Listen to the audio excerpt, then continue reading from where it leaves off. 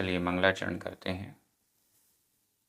वीरं विषादनयनं रक्तोत्पलकोमलसम्पायं तिविहेणपणमिऊण शीलगुणाणं मृषामेह। बोली श्री खजराट आदिनाथ भगवान की जय। आचार्य श्री कुंद कुंद स्वामी की जय। आचार्य गुरुवर विद्यासागर समय सागर जी महाराज की जय। मुनि पुंगव श्री 108 सुधा सागर जी महाराज की जय। हम सभी बड़े ही सौभाग्यशाली हैं जो हमें आचार्य कुंद कुंद स्वामी के महान ग्रंथ अट्ठपाहुड़ के अध्ययन का अवसर मिल रहा है। हम सभी 8वें और अंतिम पाहुड़ पर हैं और मात्र 2 दिनों में ये हमारा संपूर्ण अट्ठपाहुड़ ग्रंथराज पूर्ण हो जाएगा। आज हम 2 गाथाओं का अध्ययन करेंगे, गाथा क्रमांक 37 और 38। इसके बाद फिर सिर्फ 2 ही गाथाएं शेष रहेंगी। दोनों गाथाएं आज जो हम देख रहे हैं बहुत सरल हैं लेकिन महत्वपूर्ण भी हैं। शील की महिमा, शील के कारण ही मोक्ष की प्राप्ति, ये हमें यहाँ पर समझाया जा रहा है। चलिए प्रारंभ करते हैं। गाथा क्रमांक 37। उच्चारण। णाणम णाणम, झाणम झाणम, जोगो जोगो, दंसण शुद्धि आधा ध, दंसण शुद्धि, य य, वीर्यावत्तम वीर्यावत्तम अधता पुरता, वीर्यावत्तम, सम्मत्त आधा म पुरम आधता पुरता, सम्मत्त दंसणेन सम्मत्त दंसणेन, य य, लहन्ति लहन्ति, जिणसासणे जिणसासणे, बोहिं बोहिं। णाणं झाणं जोगो णाणं झाणं जोगो, दंसणशुद्धियवीर्यावत्तं दंसणशुद्धियवीर्यावत्तं, सम्मत्तदंसणेन य सम्मत्तदंसणेन य, लहन्ति जिणसासणे बोहिं लहन्ति जिणसासणे बोहिं। बहुत अच्छी गाथा है। लहन्ति जिणसासणे बोहिं, जिणसासणे जिन शासन में, जिन शासन में, जिनेंद्र भगवान के द्वारा कहे हुए शासन में, जिन शासन में, जैन दर्शन में, बोहिम बोधि को, लहन्ति प्राप्त करते हैं। इस गाथा में जो बताया गया है उसके द्वारा लहन्ति प्राप्त करते हैं बोहिम बोधि को, जिन शासने जिन शासन में, जिन शासन में, जिन शासन के अनुसार, जैन दर्शन के अनुसार, इनकी सहायता से या इनके द्वारा बोहिम बोधि को लहन्ति प्राप्त करते हैं।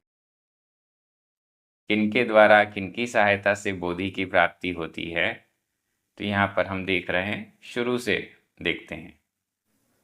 णाणम ज्ञान, णाणम ज्ञान, झाणम ध्यान ध्यान, जोगो योग योग साधना आत्मतल्लीनता, यहाँ योग का मतलब मन वचन काय की प्रवृत्ति को नहीं लिया गया है। यहाँ योग का मतलब है आत्मलीनता। ध्यान और योग लगभग एक ही प्रकार का है। ध्यान की साधना करना यह योग हो जाएगा।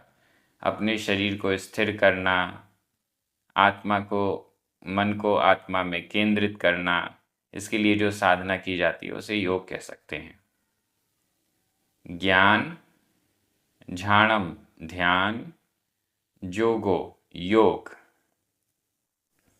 दंसन शुद्धि य और दंसन शुद्धि, दर्शन शुद्धि, दर्शन की विशुद्धि, श्रद्धान की विशुद्धि, निरतिचार सम्यक दर्शन, दंसन शुद्धि, दर्शन की शुद्धि, ये सब वीर्यावत्तम, वीर्यावत्तम, यहाँ संधि विच्छेद कर लें। वीर्य, वीर्य या में छोटा आ, आवत्तम बड़ा आ, छोटा आ और बड़ा आ मिलकर बड़ा आ हो गया। वीर्य आवत्तम, वीर्यावत्तम। वीर्य, वीर्य शक्ति, आत्मा का सामर्थ्य, वीर्य, वीर्य कहलाता है। आवत्तम, इसके द्वारा नियंत्रित। आवत्त का मतलब है वीर्य के द्वारा अधीन, वीर्य के अधीन है, शक्ति सामर्थ्य के अधीन है। ज्ञान ग्रहण करने की हम में कितनी क्षमता है, शक्ति है, वीर्य पर भी डिपेंड करता है, शक्ति पर भी डिपेंड करता है। शक्ति नहीं है, ध्यान नहीं किया जा सकता। शक्ति नहीं है, साधना नहीं की जा सकती। शक्ति नहीं है, आत्मबल नहीं है, तो सम्यक दर्शन में विशुद्धि भी नहीं हो पाएगी। श्रद्धान भी मजबूत नहीं रह पाएगा। इसलिए ये सब आत्मबल पर केंद्रित है। जैसे आत्मा का सामर्थ्य है, वीर्य है, उसके अकॉर्डिंग ज्ञान, ध्यान, तप आदि किया जा सकता है। सामर्थ्य नहीं है, इच्छा बहुत है, भावना बहुत है, तो नहीं हो पाएगा। सामर्थ्य भी देखनी चाहिए। बिना सामर्थ्य को देखे हम केवल भावना के अनुसार काम करने लग जाएं तो काम कभी पूरा ही नहीं होगा। अक्सर हमारी भावना तो बहुत ऊंची होती है, लेकिन सामर्थ्य उतनी नहीं होती। हर दृष्टि से इस पर विचार कर सकते हैं। हम चाहते हैं कि हम बहुत बड़े पर्वत पर, एवरेस्ट की चोटी पर जाके चढ़ जाएं, लेकिन हमारी प्रैक्टिस नहीं है, शरीर की सामर्थ्य वैसी नहीं है, तो क्या होगा? हम चाहते हैं कि हम बहुत धन संपत्ति अर्जित कर लें, लेकिन सामर्थ्य है कि नहीं है, बैकग्राउंड है कि नहीं है, बहुत सारी चीज़ें मायने रखती हैं। तो यहाँ पर एकदम स्पष्ट किया गया, ये सब वीर्यावत्तम, वीर्य के अधीन है, शक्ति के अधीन है। सामर्थ्य नहीं है तो मोक्ष भी नहीं मिलता। उत्कृष्ट सहनन नहीं है तो मोक्ष की योग्यता भी नहीं मानी जाती है। सामर्थ्य जरूरी है। तो ये सब शक्ति पर अधीन है। नीचे वाली लाइन, सम्मत दंसणेन या और इन सब को मिलाकर सम्मत दंसणेन, सम्यक्त्व, सम्मत सम्यक्त्व, दंसणेन दर्शन के द्वारा। एक तो अर्थ इसका हो गया सम्यक दर्शन के द्वारा, लेकिन यहाँ सम्मत ऐसा पूरा दिया गया है, सम्यक्त्व, तो फिर ऐसा लगता है कि इन दोनों को अलग अलग भी कर सकते हैं। सम्यक्त्व और दर्शन के द्वारा। दर्शन कौन सा? दर्शन पाहुड़ वाला दर्शन, बाह्य मुद्रा, जिन मुद्रा, उसको हम यहाँ दर्शन कह सकते हैं। सम्यक दर्शन और दर्शन यानी बाह्य मुद्रा, बाह्य वेश, द्रव्यलिंग के द्वारा जिन शासने, जिन शासन में बोहिम, बोधि को, केवल ज्ञान को, बोधि का मतलब है केवल ज्ञान, केवल ज्ञान को, संबोधि केवल ज्ञान, केवल ज्ञान को लहंती प्राप्त करते हैं। केवल ज्ञान केवल श्रद्धान से नहीं मिलता, केवल ज्ञान, अनंत ज्ञान, संबोधि मात्र श्रद्धान से नहीं मिलती है, उसके साथ में दर्शन यानी द्रव्यलिंग आचरण भी होना चाहिए। मात्र श्रद्धान से केवल ज्ञान मिल जाए तो चौथे गुण स्थान वाले को भी मिल जाएगा, लेकिन ऐसा नहीं है। केवल ज्ञान रत्नत्रय की पूर्णता होने पर ही होता है। रत्नत्रय सम्यक चारित्र के बिना पॉसिबल नहीं है, इसलिए यहाँ पर एकदम स्पष्ट कह रहे हैं सम्मत दंसणेन या, सम्यक्त्व सम्यक दर्शन और दंसण दर्शन यानी द्रव्यलिंग, इन दोनों के माध्यम से बोहिम बोधि को जिन शासने, जिन शासन में लहंती प्राप्त करते हैं। और उस दर्शन में ऊपर जो कहा गया ज्ञान, ध्यान, योग, दर्शन, शुद्धि, ये सब वीर्य के अधीन है। ये सारी चीज़ें चारों प्रकार की आराधनाओं में ये समाहित हो जाएगा। दर्शन आराधना, ज्ञान आराधना, चारित्र आराधना, तप आराधना, इन सब आराधनाओं के लिए वीर्य की, आत्मबल की आवश्यकता होती है। पंचाचार में भी 5 को ले लिया गया है, दर्शनाचार, ज्ञानाचार, चारित्राचार, तपाचार और वीर्याचार। तो यहाँ वीर्याचार का मतलब है शक्ति, अपनी शक्ति को बढ़ाना। शक्ति धीरे धीरे घटाते जाएं तो घटती जाती है और बढ़ाते जाएं तो बढ़ती जाती है। उपवास, कोई डायरेक्टली 10 उपवास करना चाहे शायद संभव नहीं है, लेकिन पहले 1 उपवास किया अच्छे से हो गए, फिर 2 उपवास किए अच्छे से हो गए, फिर 3 उपवास किए, ऐसे करते करते करते करते आगे बढ़ेंगे तो 10 उपवास क्या, कई लोग तो इतने समर्थ हो जाते हैं कि 15-15 दिन, 20-20 दिन, महीने महीने का भी उपवास कर लेते हैं। ये सामर्थ्य डेवलप की जाती है, इसको वीर्याचार कहते हैं। यहाँ इसीलिए कहा कि ये सब वीर्य के अंतर्गत है, अधीन है। सही सामर्थ्य नहीं है तो हमारा श्रद्धान, ज्ञान, ध्यान ये सब हो नहीं सकता। कमज़ोर व्यक्ति है, जिसको खांसी आ रही है, जिसको छींक आ रही है, जिसको बुखार है, रोगी है, वो क्या ध्यान करेगा? वो ध्यान कैसे करेगा? वो तो खांसता रहेगा, वो तो छींकता रहेगा, वो तो बुखार में कांपता रहेगा, वो ध्यान नहीं कर पाएगा। इसलिए यहाँ वीर्य के अधीन है ऐसा लिखा गया। गाथा बहुत अच्छी है। व्याकरण की दृष्टि से देखते हैं, णाणम, झाणम, जोगो, दंसण शुद्धि, वीर्यावत्तम, ये सभी प्रथमा विभक्ति के एक वचन हैं।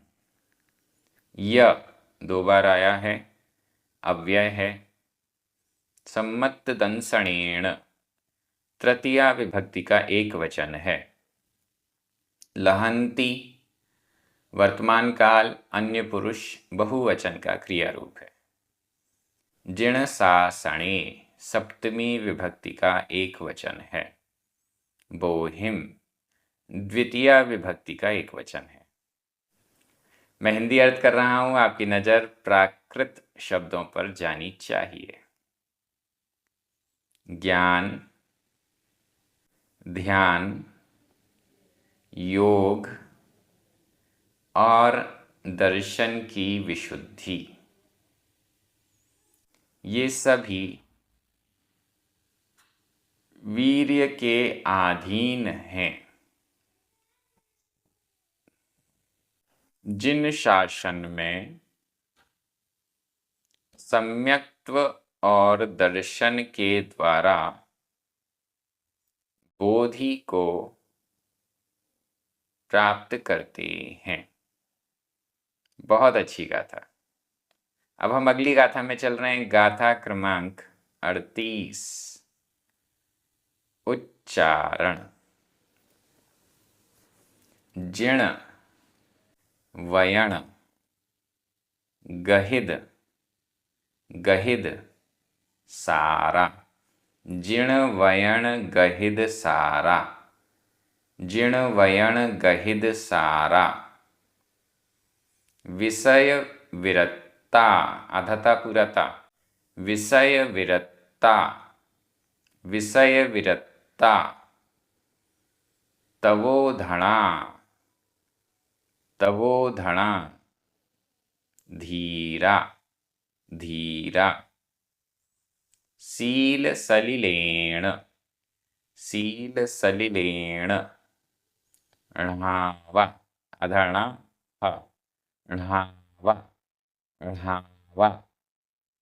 ते ते सिद्धालय सुहम अधदाध। सिद्धालय सुहम सिद्धालय सुहम। जन्ति जन्ति।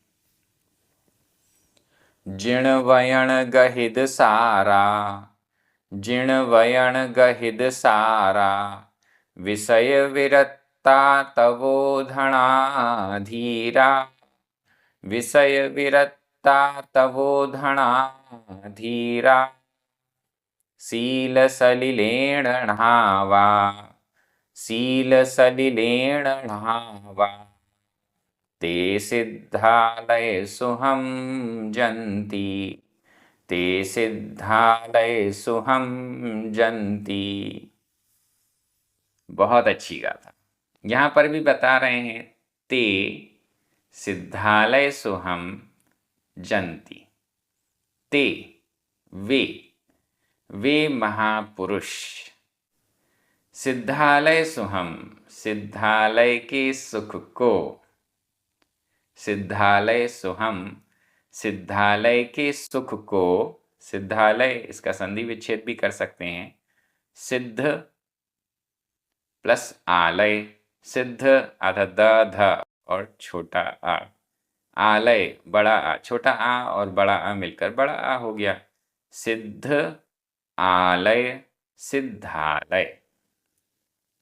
सिद्धालय सिद्ध ही सिद्धों का आलय। आलय यानी निवास स्थल। सिद्धों का जो निवास स्थल है वह है सिद्धालय, मोक्ष का स्थान। सिद्धालय का सुख सिद्धों का सुख अनंत सुख। सिद्धालय सुहम जन्ति प्राप्त होते हैं।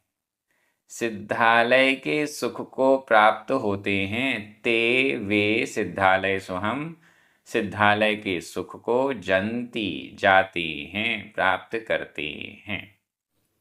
वे सिद्धालय के सुख को प्राप्त करते हैं। वे सिद्ध होते हैं। कौन सिद्ध होते हैं? कौन मोक्ष के सुख को प्राप्त करते हैं? बहुत सारे विशेषण। पहला विशेषण जिण वयण गहिद सारा। दूसरा विशेषण विषय विरत्ता।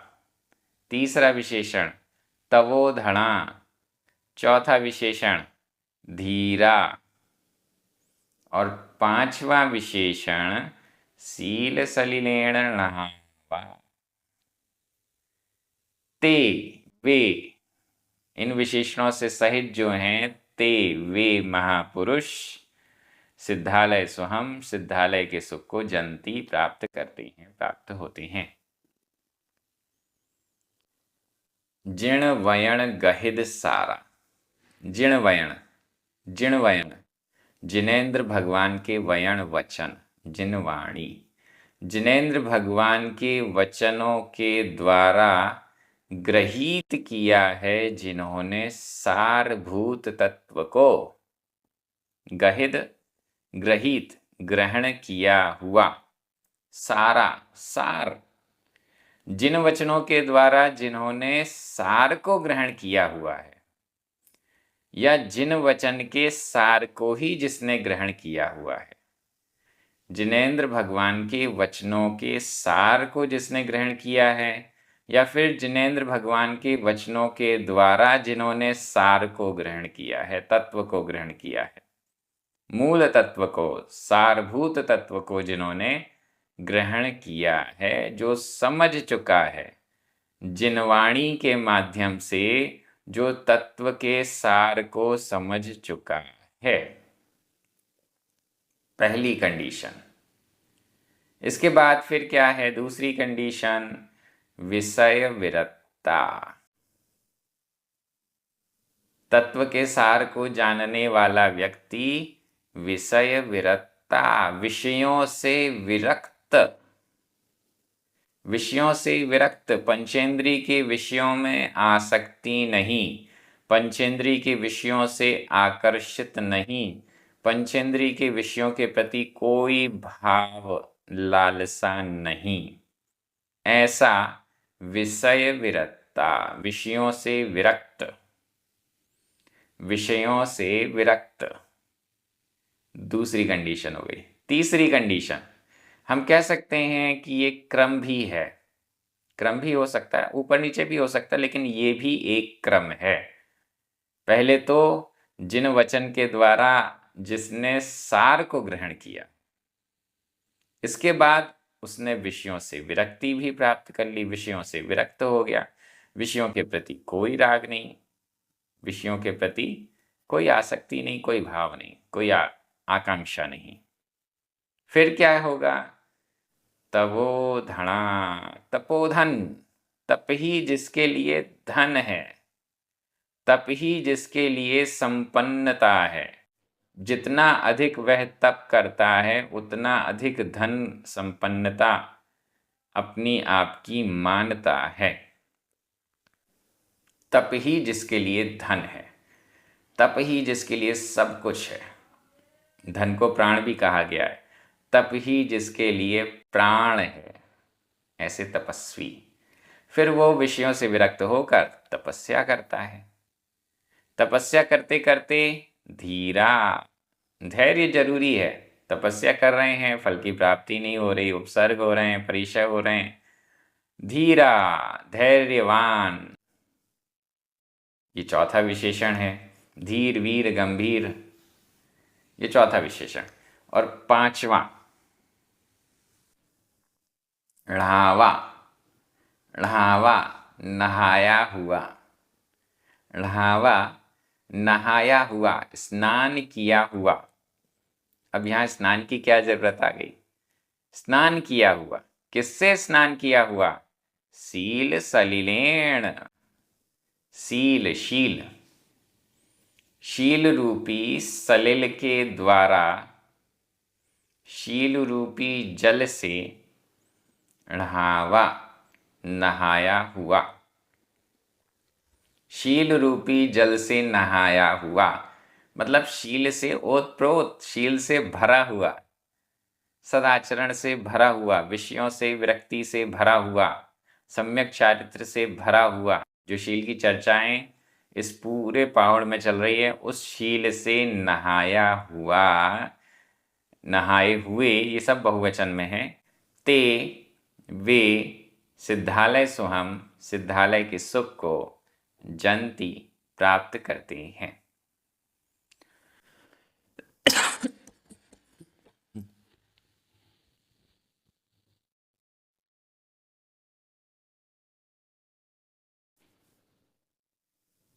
व्याकरण की दृष्टि से देखते हैं। जिण वयण गहिद सारा, विषय विरत्ता, तवोधना, धीरा, नहावा, ते, ये सभी प्रथमा विभक्ति के बहुवचन हैं। गहिद भूतकालिक कृदंत का प्रयोग है। ढ़ावा यह भी भूतकालिक कृदंत का प्रयोग है, लेकिन अनियमित है। सील सलिलेण तृतीया विभक्ति का एक वचन है। सिद्धालय सुहम द्वितीया विभक्ति का एक वचन है। जंती वर्तमान काल अन्य पुरुष बहुवचन का क्रिया रूप है।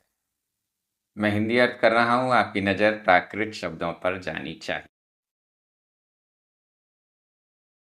जिन वचन के द्वारा ग्रहण किया हुआ है सार को जिसने, ऐसे विषयों से विरक्त, तपोधन, धैर्यवान, शील रूपी जल से नहाए हुए वे महापुरुष सिद्धालय के सुख को प्राप्त करते हैं। हम भी चाहते हैं कि हम भी सिद्धालय के सुख को प्राप्त करें। अट्ठपाहुड़ में आचार्य कुन स्वामी ने सिद्धालय के सुख को प्राप्त करने का उपाय ही तो बताया है, और हम सभी बड़े निष्ठा के साथ, श्रद्धा के साथ इस ग्रंथ का स्वाध्याय कर रहे हैं। एक एक शब्द को प्राकृत भाषा की दृष्टि से देख रहे हैं, कोशिश कर रहे हैं कि आचार्य कुन स्वामी की जो भावनाएं हैं, जो संप्रेषण हैं, उसको हम कैच कर सकें। ये बहुत अच्छा कार्य चल रहा है, सभी बड़े आनंदित हैं। बस 2 गाथाएं और शेष हैं और ये हमारा ग्रंथ पूर्ण हो जाएगा। आगे भी यह क्रम इसी प्रकार से जारी रहेगा। सभी मित्रों को, परिचितों को प्राकृत जैनागम स्वाध्याय से जोड़िए। YouTube चैनल को जरूर सब्सक्राइब कीजिए, वीडियो को लाइक भी कीजिए और शेयर भी कीजिए। जिनवाणी स्तुति 9 बार नमोकार मंत्र। सभी को जय जिनेन्द्र।